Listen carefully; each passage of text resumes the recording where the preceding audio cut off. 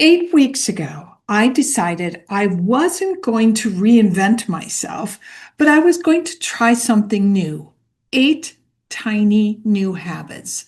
Well, the result, my friends, was truly a surprise.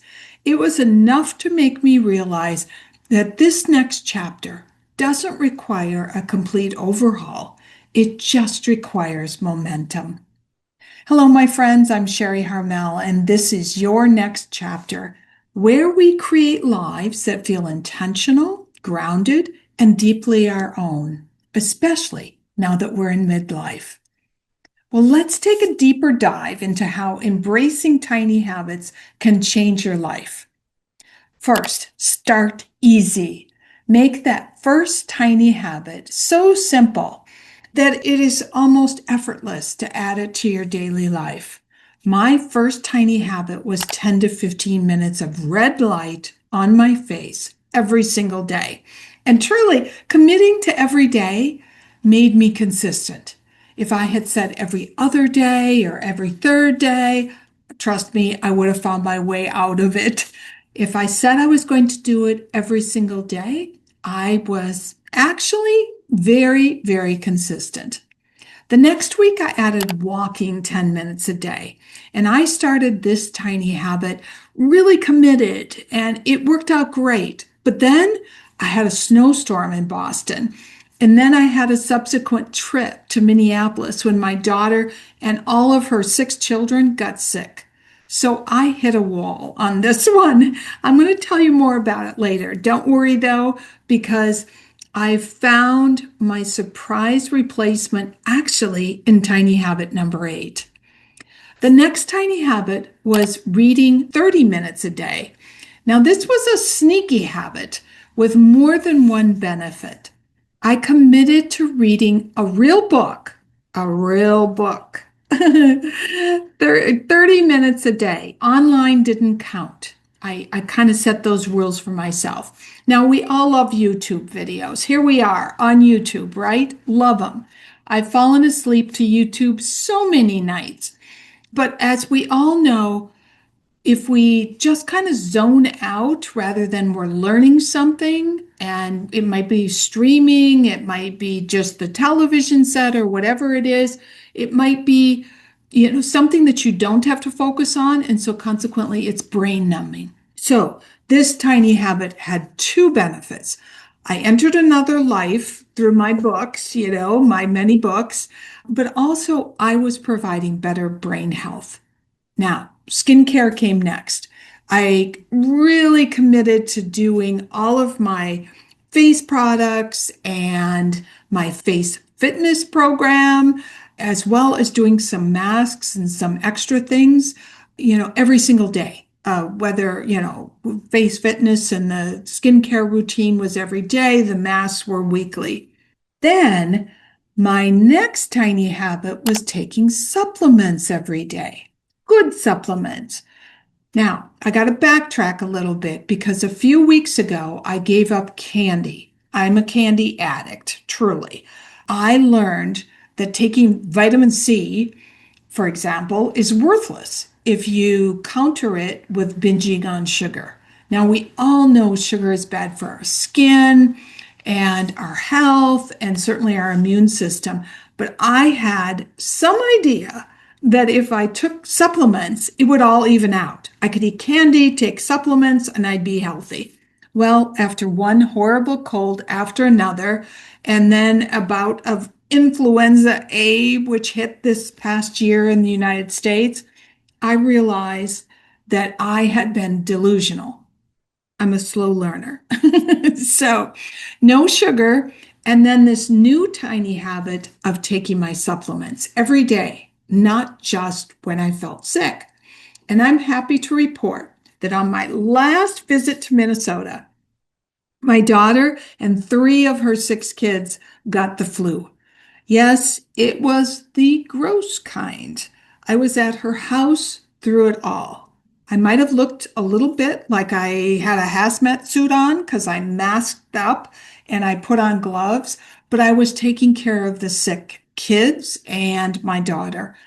And I didn't get sick. I felt like I had won the Olympics when I got on the plane back to Boston without having caught the plague. I attribute my avoidance of all of it to no sugar and taking my supplements every single day. Checking in on my mindset was another one of my tiny habits, and it was probably the hardest tiny habit of my entire 8-week trial. I have to consistently be aware of my thoughts, or I will easily fall into the mindset that all I'm trying to do, or all that I'm working on, which includes, this channel, is too hard. It will never work. I don't have the time for it. No one's interested in it. Sound familiar to any of you? Okay, now for the surprise. I know that I needed to get in better shape. Not needed. I need to get in better shape.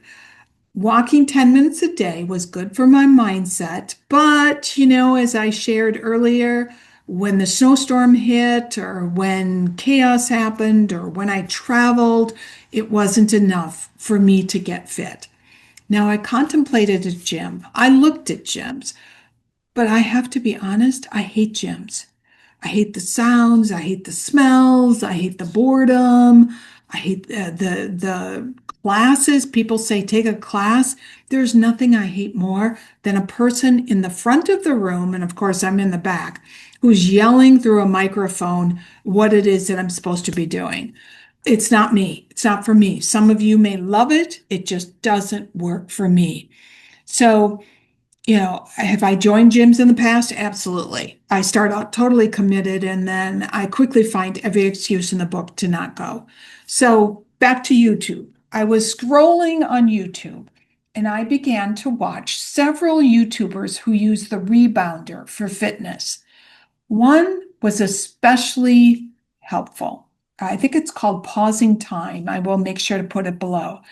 And I say that because she started small. I'm not in great shape. And so she had me start, or had all of us start, with the health bounce. And she happened to report that it changed her fitness and her body in 30 days. I decided to try it.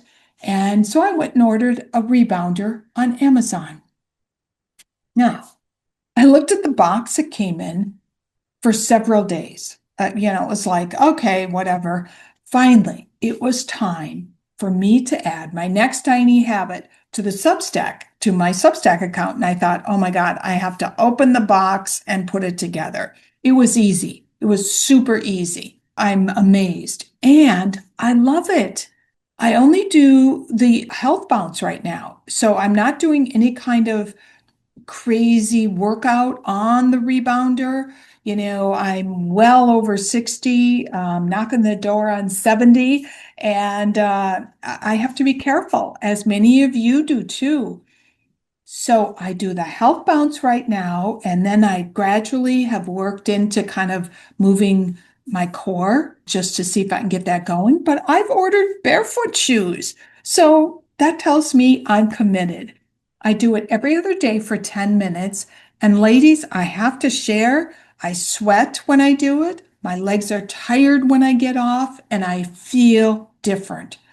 I've also started to stretch when I'm finished. So all of it makes me feel I'm on a healthy, sustainable path. Rebounders are great for the lymphatic system, circulation, balance, and core strength, all needed, as we know, as we age. Now, I haven't given up on my 10-minute a day walking, but I know that, the weather's bad, or if I'm traveling, I've got this other option and I love it. It's actually very, very fun. But why do tiny habits work?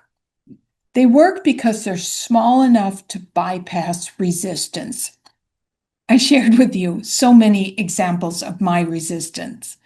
Tiny habits don't ask you to become a new person overnight. They simply ask you to show up beautifully, imperfectly, but consistently. And that changes something really important. For the first time in a long time, getting stronger by using my rebounder didn't feel overwhelming. It felt possible. And I realized suddenly that this wasn't really just about fitness. And these tiny habits were not tiny anymore. It was about becoming someone who shows up for herself over and over. So tiny habits lowers the bar. It lowers the bar so low that you can't talk yourself out of starting. And every time you start, you quietly rebuild trust with yourself. That's what momentum is. Not motivation, not discipline, momentum. A gym membership would have been too big of a leap for me, and failure would have reinforced an old story I have, which is that I don't stick to things. Tiny habits did the opposite. They helped me to build a new story. So here's my invitation to you. Don't reinvent your life. Give yourself 8 weeks. Choose one tiny habit each week, something so small that it feels almost too easy. Midlife doesn't need dramatic reinvention. It needs movement, tiny, steady, personal movement. And that kind of movement changes everything. Now, if you're curious and you're thinking, oh gosh, I'm going to charge ahead on this, I would love to hear what tiny habit you're thinking about trying. And if you want to go deeper, I share reflections and resources inside my Substack community. So come and join us over there. Now, next week's episode, I'll be sharing a tiny habit that truly surprised me, and that is going back to writing by hand. Because once you start showing up in small ways, right, you realize you're not reinventing yourself at all. You're building your next chapter together. A biento. See you soon.